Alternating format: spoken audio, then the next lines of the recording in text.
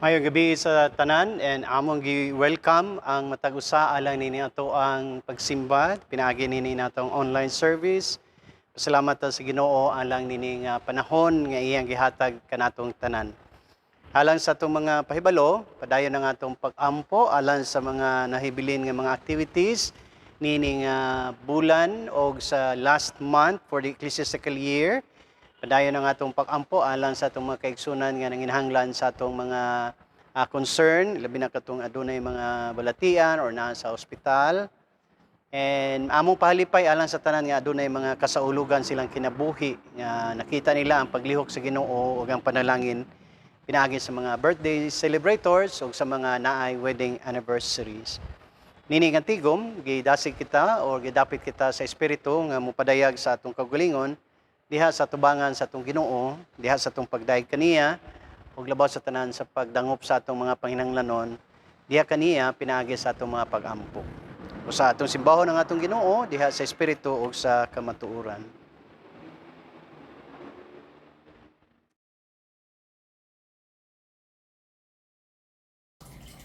When we are scattered, Jesus, our good shepherd, gathers us in. When we are lost and lonely, we can depend on Christ's love. When we are oppressed, Jesus, our good shepherd, cares for us. When we are threatened because of who we are, we can depend on Christ's protection. We know Christ because Christ's tenderness has guided us for generations. Christ knows us by name. Christ will lay down his very life for our sake. Let us worship our good shepherd who cares for all of us with fierce love. Let us give thanks for Christ's presence with us. Let us pray. Holy God, you sent us Jesus as our comforter and guide. We give you thanks for the ways he cares for us. Help us be empowered to join him in protecting the oppressed and marginalized. We pray this in gratitude for your provision. Amen.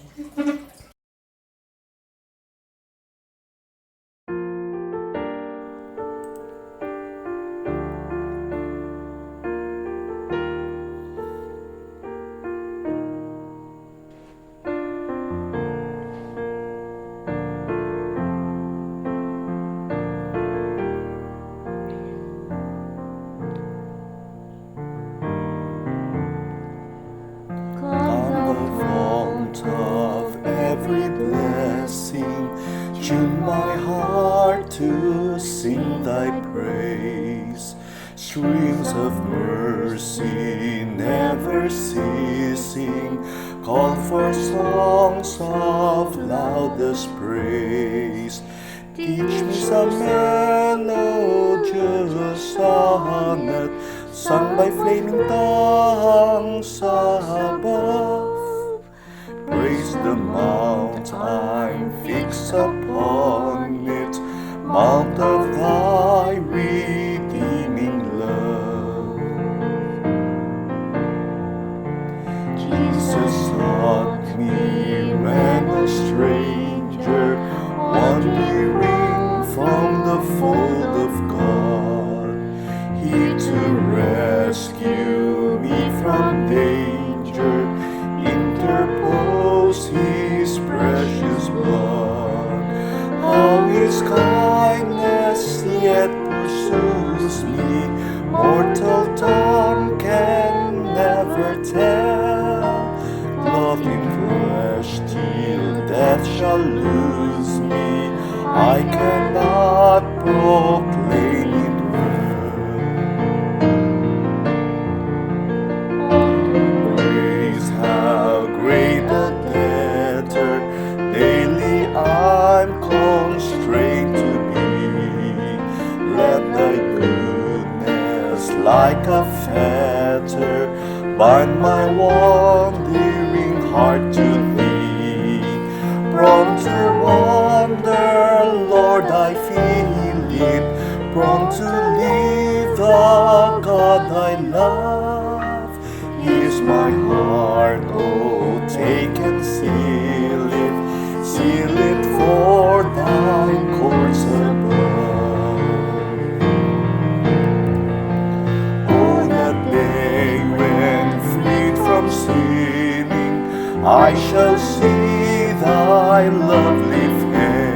grace, clothed them in blood-washed linen. How I'll sing thy sovereign grace.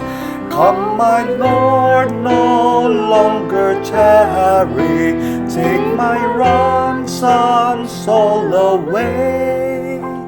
Send thine angels now to carry me to realms of endless day.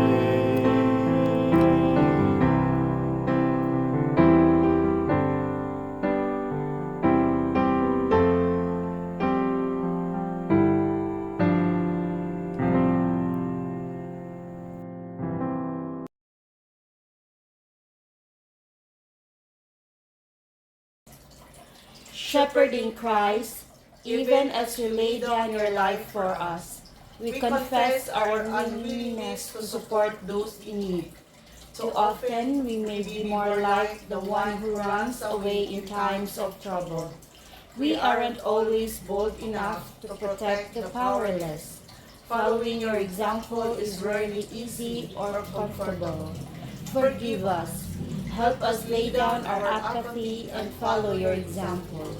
Remind us that we belong to one another and to you. Amen.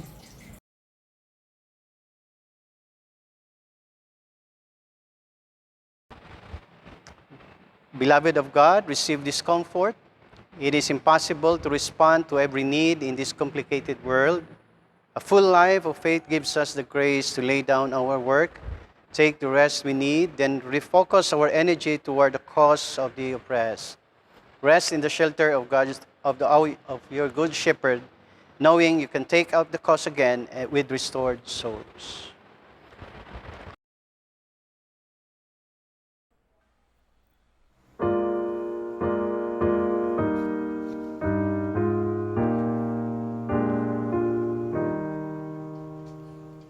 Glory to the Father, and to the Son, and to the Holy Ghost, as it was in the beginning, is now, and ever shall be, world without end. Amen. Amen.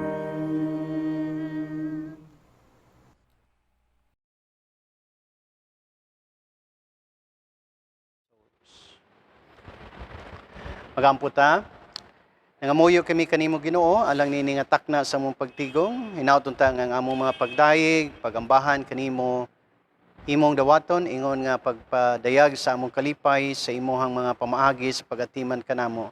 Dalay ko na ikaw, Diyos, kay nagpadayon ang imong paghigugma kanamo, diha sa mga pamaagi nga imong gihatag kanamo, ang among gikinahanglan sa matag adlaw, ang among mga kalanon.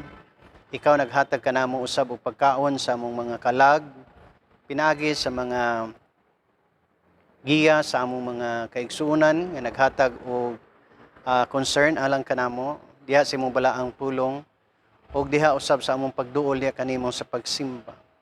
Imo usab gipakita ang imong paghigugma kanamo diha sa imong kanunayon nga pagpasaylo sa among mga kalapasan. Gidasig mo kami karon diha sa Espiritu Santo sa pagduol kanimo tungod kay ikaw man ang tinubdan sa among gikinahanglan o ikaw usab ang maghatag og kinabuhi sa among mga kalag. Labaw pa sa mga material nga butang nga among giila nga gikan kanimo, among usab giila ang mga espirituhanong pagkaon nga among gikinahanglan ug nadawat gikan kanimo, kay kini usab makadasig kanamo sa among mga makinabuhi. Kini makahatag kanamo paglaom, kini makahatag kanamo kalipay nga dili matukib o dili ma-translate or mapalit sa mga material nga butang. Mao kini among gikinahanglan labi na nining panahon nga adunay mga kalisod, adunay daghang mga kabalaka. Ang kalipay nga gikan sa pagkasayod nga ikaw kanunay naglig-on kanamo. Ikaw kanunay nagtabang kanamo. Panalangini ang tanan nga nahiusa sa among pagdugtong karon o Dios. Ug hinaut-on ta nga sa kanunay ikaw paminaw sa among mga pag-ampo. Nangamuyo kami alang sa tanan nga adunay balatian. Ikapa ang ilahang mga lawas Ginoo, itapihon ang imong gamhanang kamot aron madawat nila ang alibyo sa ilang mga gipangbati. Ngamuyo usab kami, dugang nga kalipay alang sa tanan, labi natong nakasinati sa imong kaayo o Dios, dawata ang pagpasalamat nga ilang ipadangat diha kanimo. Sa amo karong pagpamalandong uban ni kami og dasigang among mga kasing-kasing sa pagdawat sa imong mensahe kanamo karon. Kini among pagampo sa ngalan ni Jesus. Amen.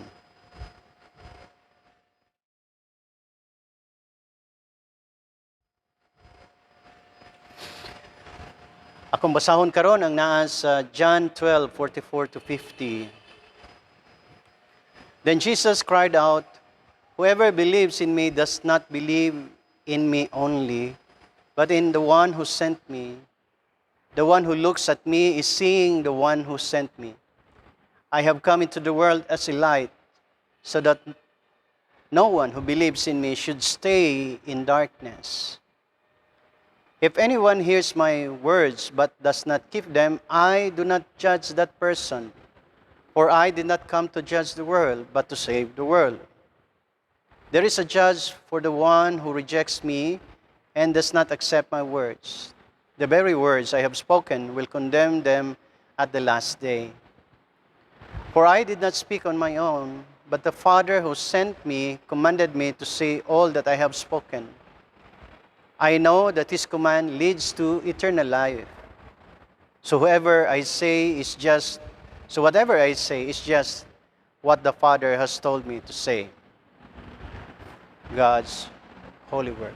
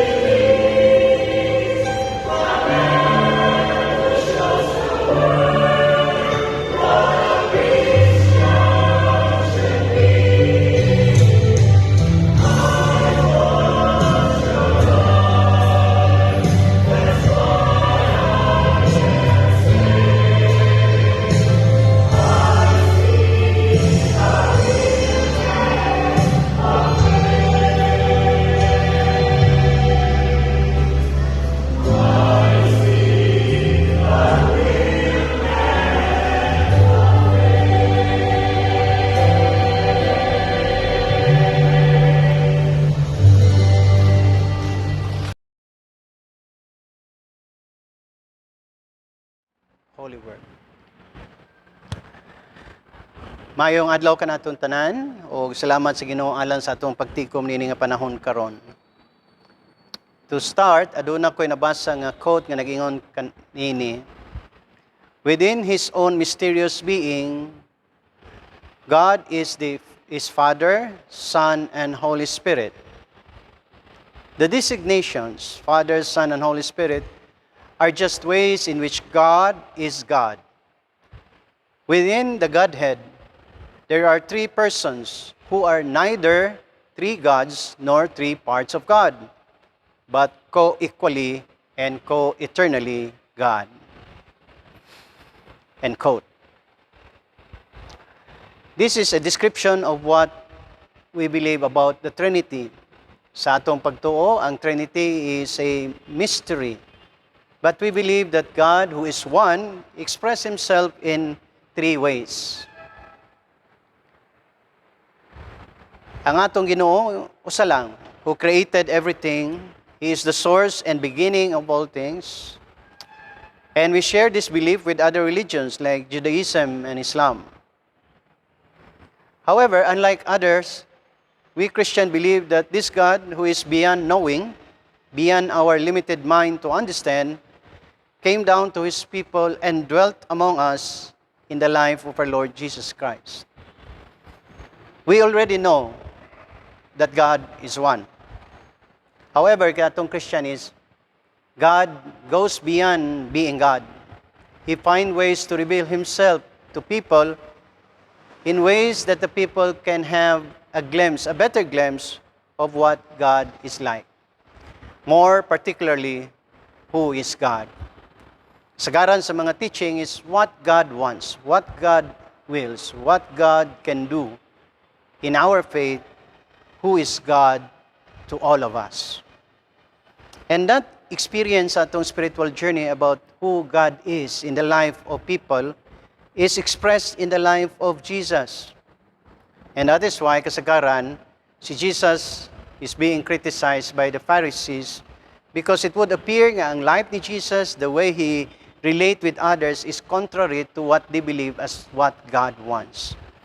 Like, take for example, kanang gitawag nato pagpahulay or dili pagtrabaho panahon sa pagpahulay. Kasagarang conflict ni Jesus with the leaders has something to do with the observance of Sabbath. Because they believe this is what God wants. Nga ang mga tao dili mulihok. But in Jesus Christ, He presented another aspect of God. Who is God in times of crisis? Does God go beyond what He says? O nakita nato ningon si Jesus nga man is not made for Sabbath, but Sabbath is for man. Ang point is, above all things of what we know about God, in the life of Jesus, the well-being of a person is more important. Like, din na nato makita nga, it's one of the ways in where God would try to explain to us things that we ourselves cannot fully understand. Actually, it would have been easier, like kanang gingon, kung mauni ang gusto sa Ginoo, ato ra gyud ang buhaton. And that's it. It's easier when you are told to follow certain rules from 1 to 100. But that's precisely the conflict between Jesus and the Pharisees. They miss the point of what they know as what God wants. They always follow, matod pa. Sila mo ay gasunod sa gisulti sa balaod. And we always find that in Jesus Christ, nga naagod na siya conflict because life is dynamic. Life is dynamic. Dili bot pasabot nga God is perfect, His Word is perfect, but it does not mean nga ang ato ang pagsunod niya na is mao na lang gid na. God finds way to make His Word and His law more relevant sa life sa mga tao. I think mo na ang gusto natong ipakita. So in this saying sa atong text, Jesus presented to us not only the mystery of the Holy Trinity, but the goodness of the Trinity. So how did Jesus Christ presented to us the benefits or the goodness of the Holy Trinity? First, in Jesus, based on the text, we have seen the kindness of God. Verse 44 to 45, then Jesus cried out, whoever believes in me does not believe in me only, but in the one who sent me. The one who looks at me is seeing the one who sent me. To some, knowing or finding God is a quest that entails a lot from them. Kaya mangita ka sa Ginoo, it involves a lot of them. As if God is the greatest riddle. Usa ka tigmo that cracking it or understanding it means only, it means that only the earnest and the gifted can understand. No? To fully understand the essence of God to some is para lang sa mga enlightened, gifted, so to speak. So sa mga ordinaryo, maglisod. So many strive to know God, to understand Him. But here, in Jesus' word, God is revealed in flesh. In Jesus, God is presented to those who are not seeking Him as a God who seeks them, but as a God who seeks them, welcomes them, and restores them.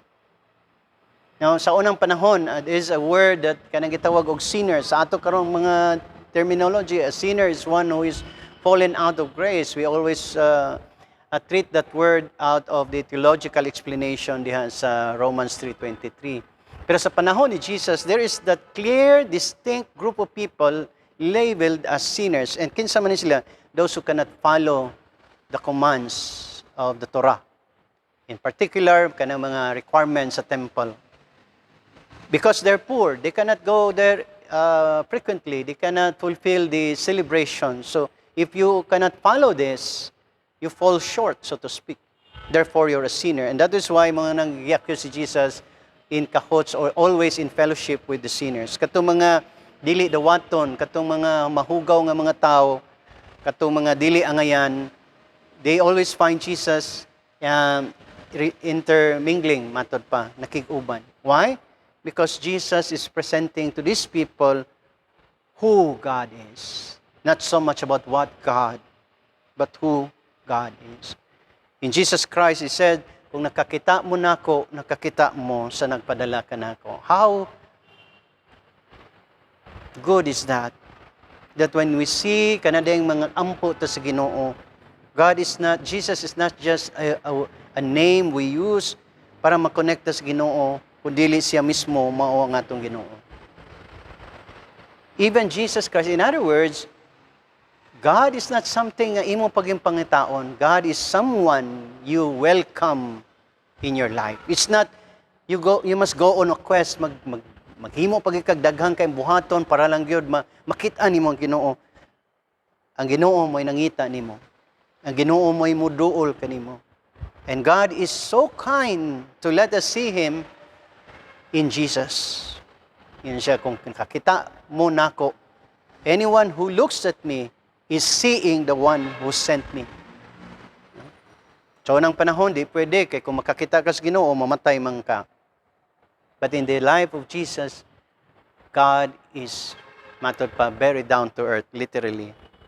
So, we have here the kindness of God that Jesus is presenting about the Trinity, the divinity being clothed in person in Jesus, so much so ang iyahang humanity somehow embraced the humanity of other people as well, even though Jesus is divine. Secondly, the way Jesus Christ presented to us the benefit of the Trinity is that Jesus provides a light that led us out of darkness. It is a metaphor, by the way.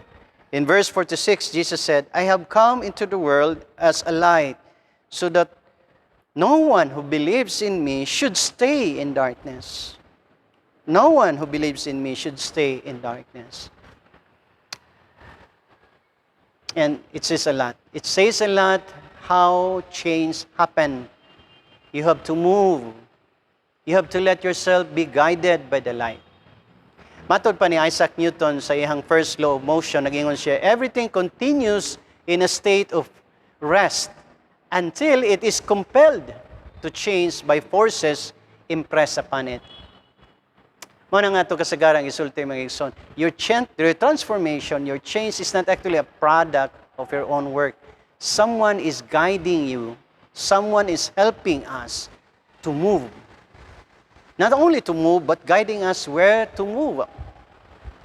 You know, fear, worries, dwelling so much on the past, kanang magsigig balik-balik sa imong past mistakes that would haunt you, kanang mahadlok ka to start again because you fear nobody will accept you, you doubt your abilities, are some of the ways that binds us or blinds us to the beauty of God's plan for us.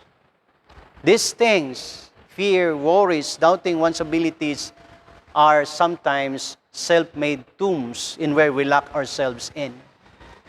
We stay in the dark. Why? Because we're afraid.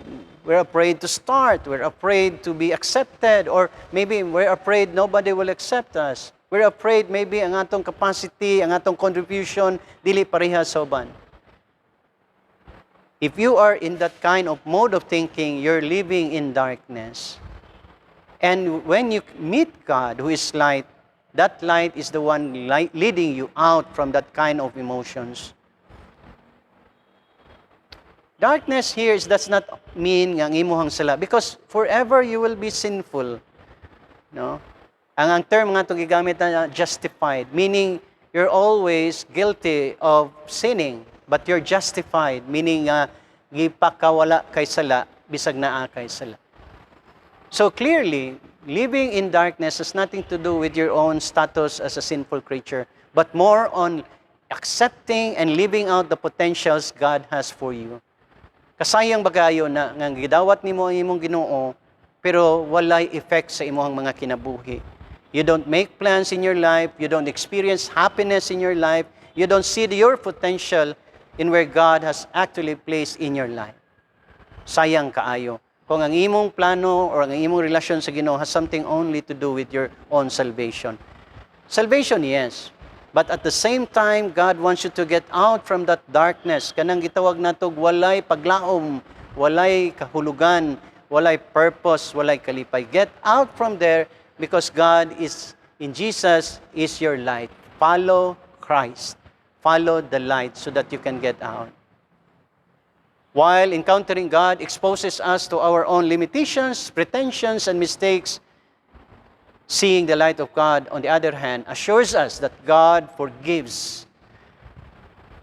And His saving presence in us empowers us to live a new life. Living a new life is actually moving out where we used to be.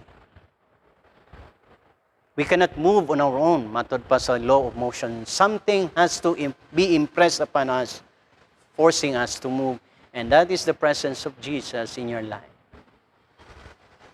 Then again, if you have Christ, let Christ move you out from that feeling of being defeated, hopelessness. And thirdly, and I think this is where the benefit of the Trinity and of tanato, the destiny of our spiritual journey. Jesus directed us to where we must all go, dinhing a text. And this a beautiful passage. He said in verse 50, I know that His command leads to eternal life. I know that His commands leads to eternal life. So whatever I say is just what the Father has told me to say. No, gwapo kayo nga verse, nga naman. It is not a preposition, it is not an idea, and in fact, it is not just an exhortation. It is about an affirmation. I know that the will of God the Father, the things that will happen to us when we connect ourselves with God, leads to eternal life. This verse, affirmed by Jesus Himself, present to us the destiny of our journey, of our faith. The destiny of our journey in our spiritual quest is eternal life. Of course, part of that is to be a good person. Mahimo kang maayong tao. But kung maayo ra kang tao, that would not be enough. Kay mamatay maning pagkatao nato. We will die when we age, we die when we met an accident, we die when we get sick. But there's something in us that doesn't die, dili malata. And that is our spirit, our soul. No, kita, part of us. And that is what the benefit of connecting ourselves with God. We live on forever. Ug mao na ang gustong isulti ni Jesus. And to some people, tulog ba ako ang pakayo, kanang tulog karon pa. Mysterious pag kaayo on how to know the beyond. Jesus said, you don't know. You don't need to know what's the beyond. All you need to know is to know that the command of God leads to eternal life. And of course, kay balomantang, what's the greatest command? And what is the greatest command? Love. Love. Love your neighbor as you love yourself. Love God above all else.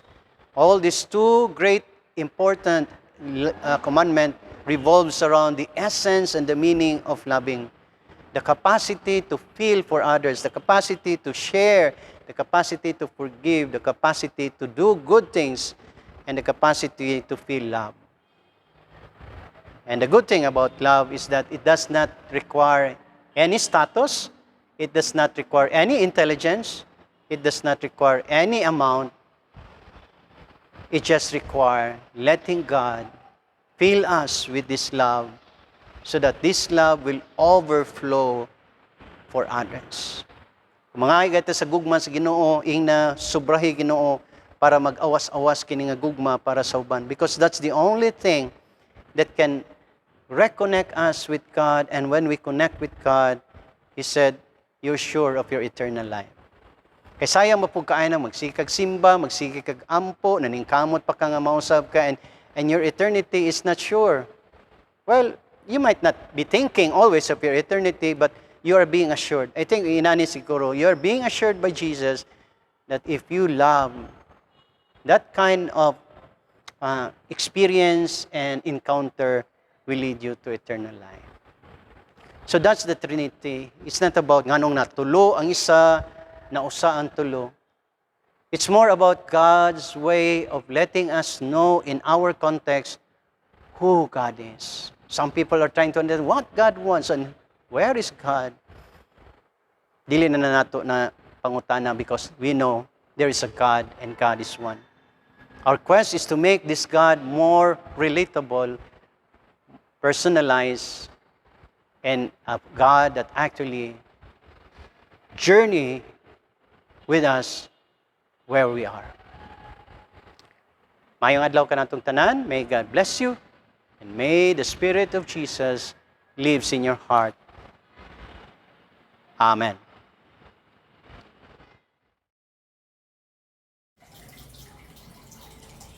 Jesus offers us fullness of life, protecting us and advocating for our needs. What will you give to join Him in the work of building beloved community in the world? Let us now give our tithes, pledges, thanksgiving, and other offerings.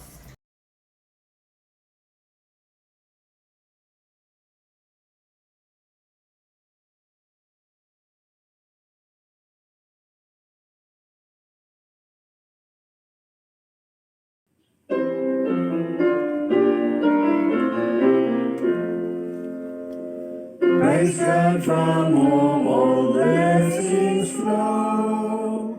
Praise Him, all creatures here below. Praise Him above the heavenly host. Praise Father, Son, and Holy Ghost. Amen.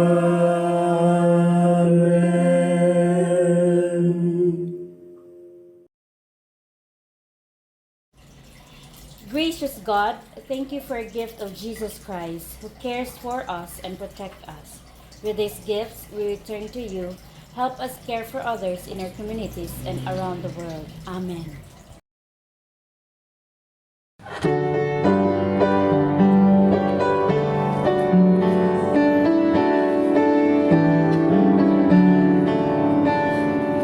Savior, like a shepherd, lead us. Much we need a tender care. In your pleasant pastures, lead us on. For our years of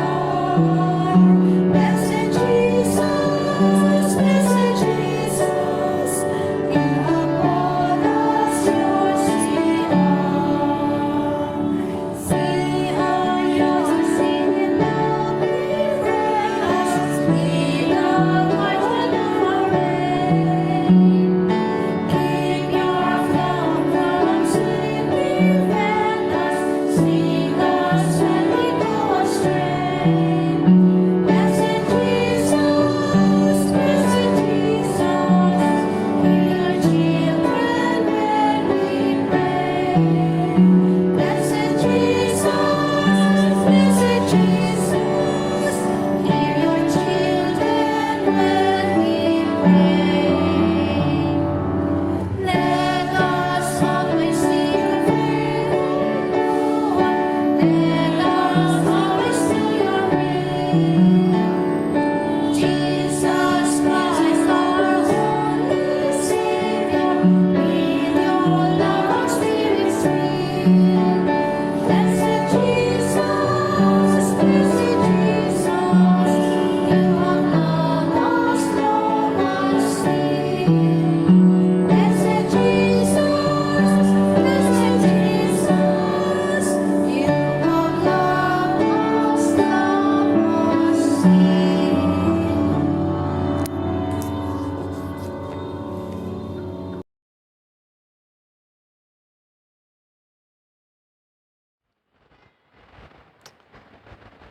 Magampo ta. There are things we can never fully understand as we journey in this, in our spiritual growth, O Lord. But it's enough for us to know that to have Jesus empowers us to live a new life. If we follow His light in us, and also to be empowered by His love. Thank you for loving us, O Lord. Regardless and in spite of our limitations, you always love us, O God. Empower us to share this love to others. Because when we love, people can know and can tell that we are your disciple. I now pray for the concerns of your people. They're offering concerns for you to intervene and to show your mercy upon their lives. They're offering their thanksgiving for your goodness upon their lives. And we believe that you always listen to us, O Lord. Thank you for this hour of worship. And thank you for always reminding us that you love us. May God's love, grace, and mercy accompany us now and forever. In the name of the Father, the Son, and the Holy Spirit. Amen and amen.